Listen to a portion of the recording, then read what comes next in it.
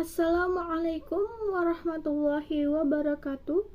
Selamat sore semuanya. Kepada yang terhormat Bapak Didik Tri Setioko MPD selaku dosen pengampu mata kuliah Filsafat Ilmu.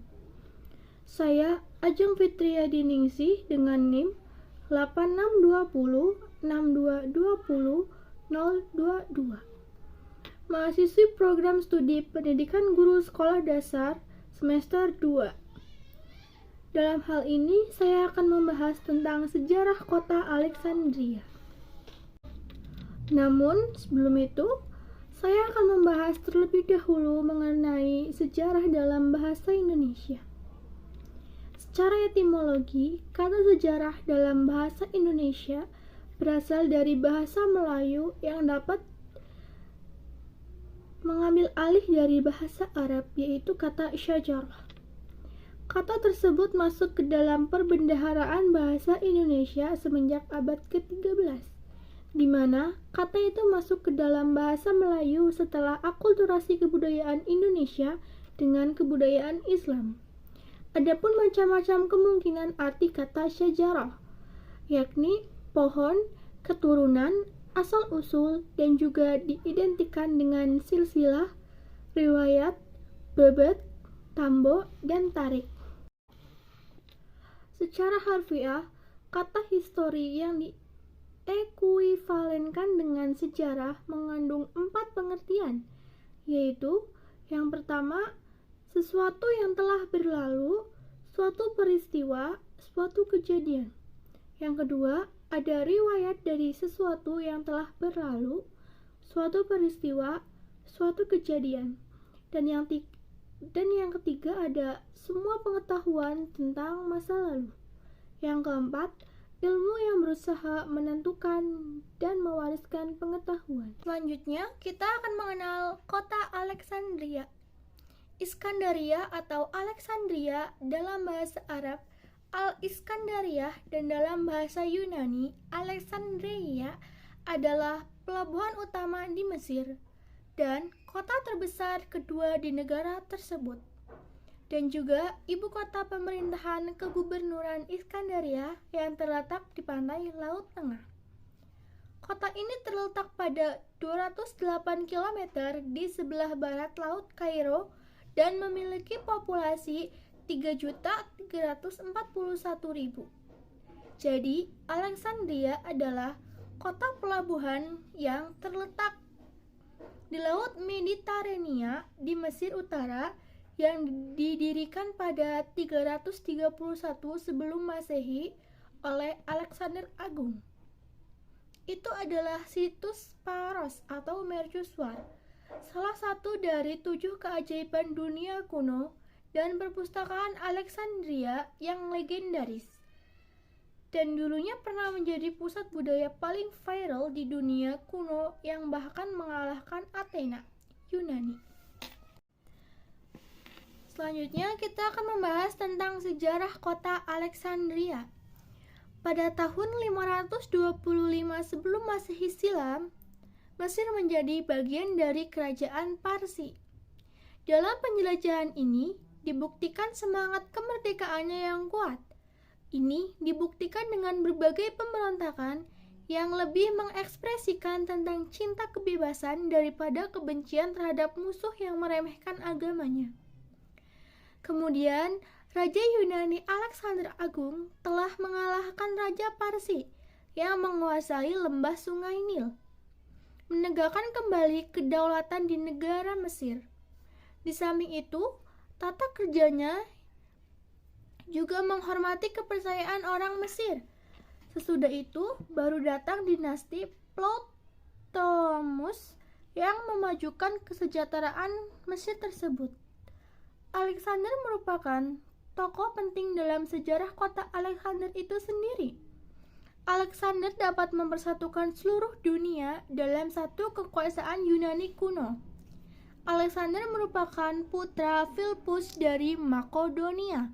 Philippus merupakan penguasa yang bijaksana dan lebih mantap dibandingkan dengan penguasa sebelumnya.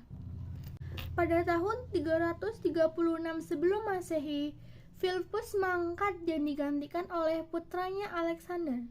Ketika Alexander naik tahta pada umur 20 tahun, kekuasaan Makedonia sudah begitu mantap dan ekspansi Philippus sudah cukup berkembang sehingga sang raja muda mencita-citakan persatuan dunia tersebut tinggal meneruskan saja apa yang sudah dicapai oleh ayahnya. Ia berbuat demikian tetapi dengan caranya sendiri. Meskipun Alexander menguasai dan mewarisi kemampuan ayahnya untuk berorganisasi, ia mempunyai hubungan yang sama sekali berbeda. Philippus selalu berhati-hati, sabar, dan kerap kali berbelit-belit. Ia tidak pernah bertindak tanpa perencanaan.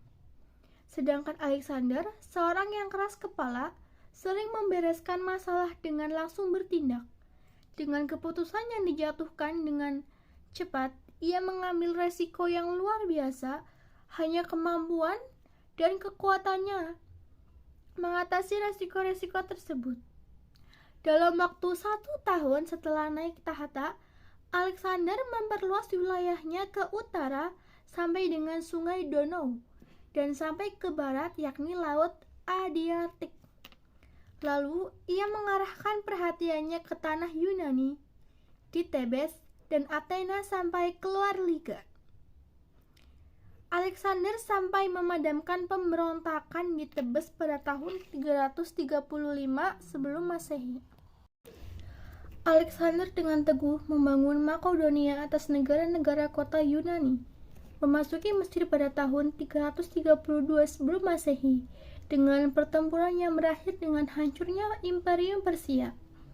Dengan mengikuti siasat damai yang digunakan Yunani sebelumnya, ia tetap mempertahankan sistem pemerintahan Mesir, tetapi kekuasaan tertinggi dipegangnya sendiri dengan ketat dalam bidang militer dan dalam bidang keuangan.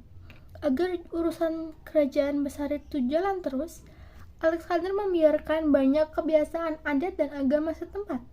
Sampai batas tertentu, Alexander bahkan membiarkan setiap negara mempertahankan lembaga kebangsaannya.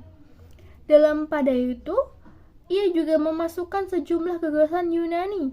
Yang paling penting adalah gagasan negara kota Yunani. Ia mudah membiarkan namanya dan di antara kota-kota yang terdiri terdapat tidak kurang dari 16 Alexandria. Kebanyakan kota-kota ini dibangun dari dasar-dasarnya. Yang pertama dan paling masyhur diantaranya adalah kota Mesir, yang selang seabad kemudian berkembang menjadi pusat dunia Yunani. Sungguh pun penakluk yang masih muda ini hanya tinggal sementara di Mesir. Ia mengumumkan pendirian kota baru di ujung barat Mesir, yaitu Alexandria. Alexandria akan menjadi sangat menonjol sebagai pusat dagang dan pusat intelektual daerah Laut Tengah bagian timur. Kelak, kota ini akan menjadi tempat pertemuan agama Kristen dengan penyembah dewa dan dengan demikian memberikan sumbangan mendalam bagi teologi Kristen. Ketika Alexander mangkat pada tahun 323 sebelum Masehi, dengan kematian Alexander, susunan politik negaranya hampir seketika runtuh. Daerah-daerah yang sudah direbutnya di India kembali pada pemerintahan mereka masing-masing, dan panglima-panglima Alexander yang segera membagi sisa-sisa kekuasaan negara. Promoleus sendiri kemudian mendirikan bangsa Promoleus di Mesir. Alexander sebagai komandan lapangan yang terpercaya, ia mendirikan bangsa yang akan bertahan selama hampir 300 tahun sampai tahun 30 sebelum Masehi. Inilah tahun termasyhur ketika Cleopatra, penguasa terakhir dalam bangsa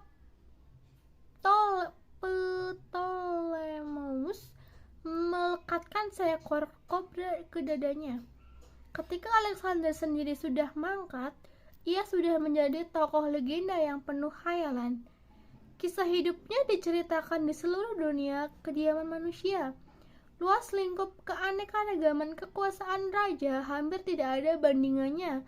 Kini ada 80 lebih macam cerita yang ditulis dalam 24 bahasa, mulai Inggris sampai Indonesia.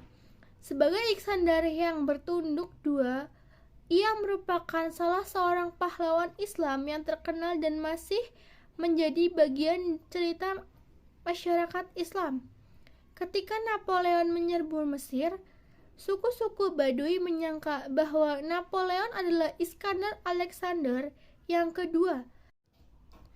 Lalu, yang selanjutnya ada perkembangan kota Alexandria.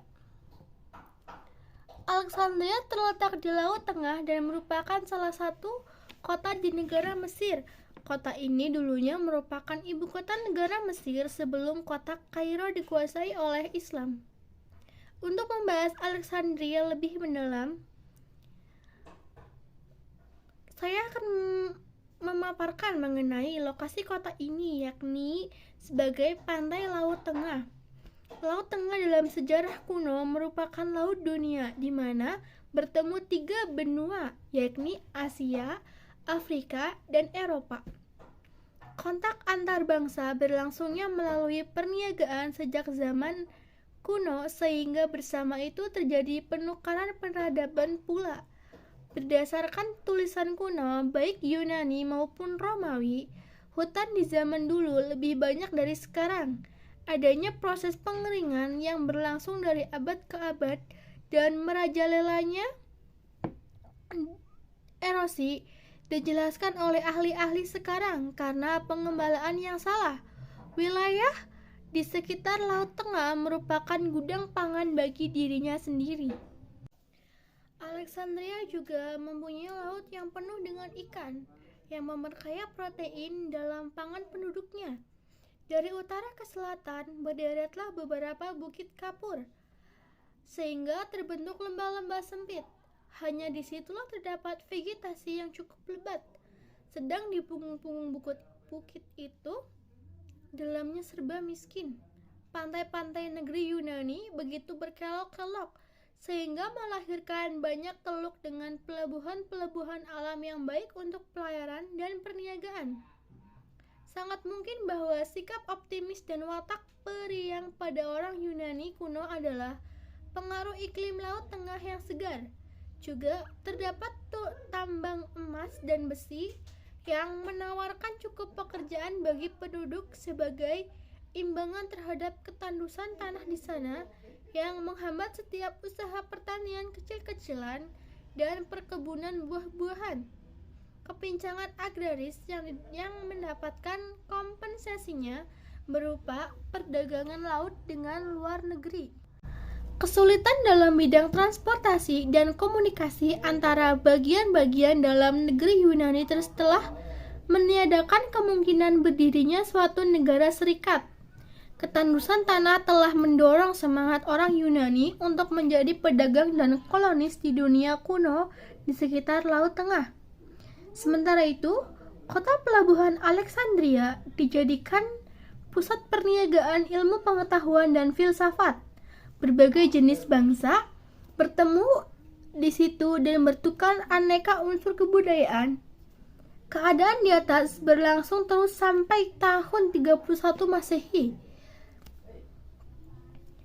Ketika Mesir ditaklukkan oleh kerajaan Romawi yang wilayahnya meliputi seluruh negeri yang berada di sekeliling Laut Tengah yang merupakan lautan dunia pada masa itu.